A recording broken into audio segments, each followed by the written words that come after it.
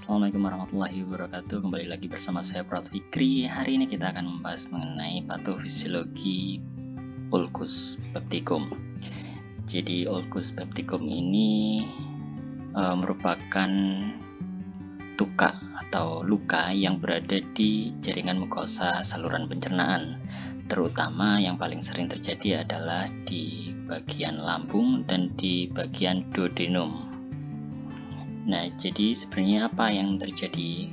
Kok bisa terjadi terdapat luka di daerah mukosa pencernaan? Jadi salah satu penyebab utamanya adalah infeksi dari bakteri Helicobacter pylori. Jadi ingesti mikroorganisme atau maksudnya mikroorganisme Helicobacter pylori ini akan berkoloni pada sel penghasil mukus di lambung dan duodenum. Jadi rekan-rekan sekalian, normalnya lambung dan duodenum itu memiliki mukus ini yang warna biru ini, saya gambarkan di sini. Yang fungsinya adalah untuk melindungi sel-sel di bawahnya dari asam lambung. Jadi asam lambung yang sangat kuat itu selain sebenarnya untuk mencerna makanan, juga dapat mencerna sel tubuh sendiri. Oleh karena itu sel tubuh melindungi dirinya dengan produksi mukus ini. Jadi mukus ini adalah ini HCO3-min. Nah, ketika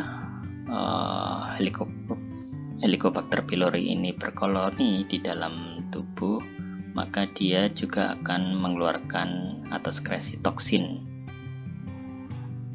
racun yang dapat mencerna sawar mukosa. Hal ini akan menyebabkan kematian sel-sel penghasil mukus, sehingga menyebabkan mukus atau produksi mukus tidak adekuat ataupun menurun. Menurunnya mukus ini akan menyebabkan perlindungan terhadap sawar mukosa juga menurun, yang menyebabkan terjadinya iritasi dinding mukosa. Jadi ini produksinya menurun sehingga asam lambung dapat melakukan pencernaan, menyebabkan perlukaan atau kerusakan sel-sel jaringan. Nah, ini kerusakan sel jaringan bisa makin meluas.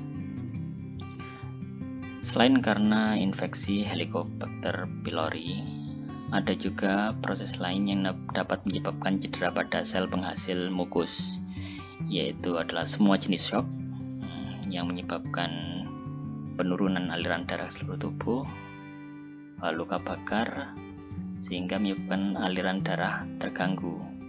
Ketika aliran darah terganggu akan terjadi hipoksia lapisan mukosa. Hipoksia ini juga akan dapat menyebabkan cedera sel penghasil mukus. Nah, jadi ini ada yang warna biru rekan-rekan sekalian. Dua hal yang dapat menyebabkan ulcus pepticum ini seperti ini. Yang pertama adalah produksi mukusnya yang menurun. Yang kedua adalah asam lambungnya yang diproduksi berlebihan. Dua faktor ini yang menyebabkan terjadinya luka di jaringan mukosa lambung dan duodenum. Nah, apa yang menyebabkan pengeluaran asam lambung ini berlebihan? Ini banyak sekali penyebabnya. Kita mulai dari sini saja. Stres kronis, stres yang berkepanjangan akan menstimulasi saraf parasimpatis. Parasimpatis ini juga akan merangsang nervus vagus. Nah, nervus vagus ini merangsang sel parietal. Sel parietal adalah sel-sel yang berfungsi untuk mensekresi asam lambung. Nah, ketika sel parietal ini terangsang, maka pengeluaran asam lambung dapat diproduksi berlebihan. Selain itu juga ada sindrom Zollinger-Ellison. Ini merupakan pertumbuhan tumor pada sel-sel endokrin penghasil gastrin. Gastrin ini salah satu hormon yang dapat merangsang sel parietal. Nah, ketika produksi hormon gastrin meningkat, akan merangsang sel parietal untuk mengeluarkan asam lambung berlebihan. Selain itu juga histamin, kafein, alkohol, dan nikotin ini juga dapat menyebabkan peningkatan asam lambung. Jadi dua hal ini peningkatan asam lambung dan produksi mukus yang tidak adekuat dapat menyebabkan kerusakan sel-sel di dalam lambung dan duodenum. Nah, hal inilah yang menyebabkan kerusakan jaringan. Kerusakan sel yang meluas akan menyebabkan kerusakan jaringan. Kerusakan jaringan ini yang disebut dengan ulcus pepticum. Nah, apa akhirnya yang terjadi jika ulcus pepticum ini terjadi? Maka ini untuk nyeri akut ini itu dipicu oleh kerusakan jaringan, dan ini sudah sering saya bicarakan di patofis sebelumnya. Silahkan dicari penjelasannya sehingga menyebabkan nyeri akut.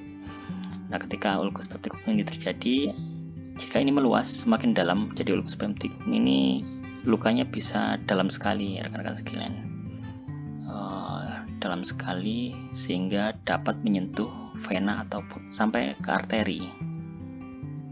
Nah, jika terjadi erosi pada vena atau arteri dan menembus semua lapisan mukosa, bisa jadi akan terjadi perforasi usus. Jadi dia menembus sehingga usus ini jebol lubang. Nah, ketika terjadi perforasi usus, isi usus yang tidak steril akan memasuki rongga perut. Jadi kita tahu bahwasanya makanan yang kita makan itu tidak steril, rekan sekalian, banyak bakteri di sana juga dan kotor. Maka jika perut kita ini yang isinya ada lambung, ada usus, nah rongga perut ini kalau misalkan usus jebol maka akan mengisi rongga perut. Padahal rongga perut ini adalah tempat yang steril, maka ketika isi usus masuk ke rongga perut ini dapat menyebabkan infeksi yang disebut dengan peritonitis atau infeksi rongga abdomen. Nah, ini jika diteruskan juga bisa, silahkan dikembangkan sendiri. Penyebabnya akan menyebabkan nyeri semakin hebat. Perut yang distended atau meregang dan kaku ini bisa diteruskan. Tapi kalau saya teruskan akan panjang sekali, saya tetap sampai di sini. Nah, kalau terkena vena ataupun arteri maka akan terjadi perdarahan. Perdarahan ini akan menyebabkan hematemesis atau muntah darah dan melena atau BAB darah. Muntah darah ini bisa menyebabkan anoreksia, tidak mau mengkonsumsi makanan, asupan nutrisi berkurang, berat badan turun, yang akan menyebabkan defisit nutrisi. Keluar darah dari mulut dan dubur ini juga menyebabkan krisis situasional yang nantinya dapat menyebabkan ansietas. Jika perdarahan ini berlanjut dan masif tidak terkontrol, maka akan dapat menyebabkan anemia hemoragik yang selanjutnya menyebabkan transportasi O2 akan menurun karena komponen darahnya hilang, kebutuhan oksigennya tidak terpenuhi, terjadi hipoksia sel jaringan. Ketika hipoksia sel jaringan, maka metabolisme yang dilakukan adalah metabolisme anaerob, metabolisme yang tidak menggunakan oksigen. Hal ini menyebabkan jumlah ATP yang diproduksi sedikit, tetapi asam laktat yang ditimbulkan berlebihan. Asam laktat ini jika ditimbun di dalam tubuh akan menyebabkan keletihan. Selain energinya kurang, asam laktat yang ditimbulkan tinggi akan menyebabkan keletihan dan juga menyebabkan intoleran aktivitas. Nah, jika perdarahan ini juga makin berlanjut akan kehilangan komponen vaskuler, cairan di dalam juga akan hilang. Ini menyebabkan penurunan resistensi perifer, jadi tekanan di pembuluh darah pinggir itu menjadi turun, karena kalau pipa komponen dalamnya hilang itu maka akan menyebabkan tekanan juga ikut berkurang. Hal ini menyebabkan shock hipovolemik yang menyebabkan diagnosis keperawatan perfusi perifer tidak efektif. Erosi usus atau erosi vena atau arteri usus ini juga dapat menyebabkan jaringan parut. Jadi bukan hanya ini, keliru nih sebenarnya, ini jaringan. Jadi kerusakan jaringan itu dapat membentuk jaringan parut ketika sembuh. Jadi jaringan parut itu adalah jaringan yang tidak sempurna. Kalau misalkan di luar tubuh itu seperti keloid seperti itu. Jadi jaringannya akan kalau misalkan ini jaringan normal, ketika terjadi luka seperti ini, maka jaringan yang tumbuh bisa lebih besar atau lebih lebar daripada jaringan normal. Akan tumbuh jaringan parut seperti ini sehingga lebih besar. Nah, pembentukan jaringan parut ini akan menyebabkan obstruksi antara lambung dan usus halus atau obstruksi pilorus. Hal ini dapat menyebabkan sumbatan yang selanjutnya akan menyebabkan distensi di lambung. Dan akhirnya seseorang akan merasa perutnya itu mudah penuh, terjadi mual ataupun sampai muntah, dan jika ini terus-menerus terjadi muntah-muntah terusan akan menyebabkan resiko ketidakseimbangan elektrolit. Jika itu terus terjadi, maka akan kemungkinan terjadi hipovolemia. Nah, ini adalah patofisiologi dari ulcus pepticum. Nah, ini ada gambaran juga bagaimana ulcus duodenum terjadi pada pasien gastrektomi. Gastrektomi ini adalah pemotongan sebagian dari lambung. Sebagian bisa total karena berbagai hal, misalkan karena memang dibutuhkan untuk mengurangi berat badan yang terlalu ekstrim, atau karena kecelakaan, luka bakar dan sebagainya, akhirnya dilakukan gastrektomi. Nah, sehingga kemampuan lambung untuk menahan dan secara lambat mengeluarkan kimus ke duodenum akan terganggu. Kimus ini adalah campuran antara makanan dan zat-zat yang diproduksi oleh tubuh. Jadi seharusnya makanan itu akan ditahan di lambung dan secara perlahan dimasukkan ke dalam duodenum.